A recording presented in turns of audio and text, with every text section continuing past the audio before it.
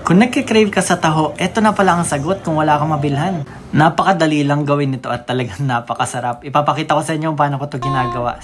So pumunta muna kami ng grocery store para bumili ng mga ingredients na gagamitin. Ang una ay pumili ka ng tofu base mo. Ang tawag dyan ay silken tofu, yung mga malalambot na tofu. I-make sure mo lang na ang mabibili mo ay yung silken tofu kasi may firm tofu, medyo matigas na yon. Pero malambot pa rin naman, depende sa gusto mo. Isang ganito lang, katumbas na to ang 2 itlog, kaya dun sa mga nagpapalaki ng katawan, maganda to kasi plant-based. Tofu din ito mga to, pero hindi na yun yung pwedeng pang taho. Yan na yung mga sinasahog sa mga ulam. Kumbaga sa atin, ang tawag dyan yung mga tokwa type na, yung medyo makukunat pero masarap pa rin. Ang second ingredient natin ay honey or kahit anong pang matamis. Pwede rin ng maple syrup, depende na sa gusto mo.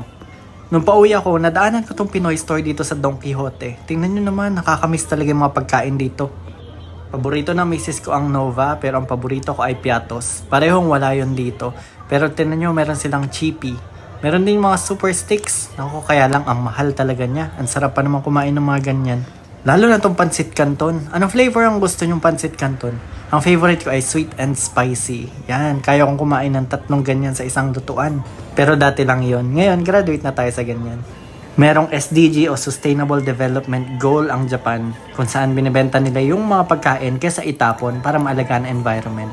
Super Stick, so yung paborito natin, naka 30% off na, siguro nasa mga 250 pesos sa atin.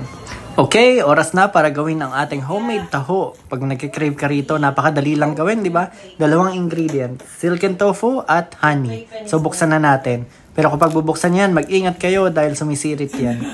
Kaya dahan-dahan lang sa pagbukas or isalin na lang natin siya para hindi messy.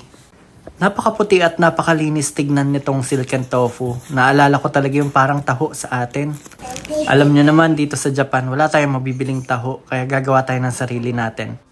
So una, kapag nabuksan nyo na, ilagay nyo lang dyan at lagyan nyo na ng honey, depende sa kung gaano katamis nyo gusto. Ipatong nyo lang dyan sa silken tofu, tapos ready to eat na yan. Tara, kain po tayo. Kutsarahin na natin at depende yan sa dami ng tofu na gusto nyo based dun sa honey na nilagay nyo. Kain po tayo! Itadakimasu! Suabing-suabe talaga yung lasa nito. Tahong-taho talaga siya kahit wala na yung gulaman. Pero kung gusto nyo naman lagyan ng gulaman, syempre bibili lang kayo ng parang tapioca. May nabibili naman dito. Pero kung okay na sa inyo, simple lang kagaya nung kinain ko, okay na kahit walang sago. Ibang parang masatisfy lang ang cravings natin. Kasi yung mga batang 90s kagaya ko, talagang lumaki tayo sa taho. Tuwing umaga, talagang inaabangan natin yun, di ba? Kasabay ng mga kakanin, yung mga kutsinta, sapin-sapin. Ay, napakasarap talaga ng mga ganun. Refilan nyo lang ulit kapag naubos na yung honey. Napakadali at napakasarap. Yun lang, bye-bye!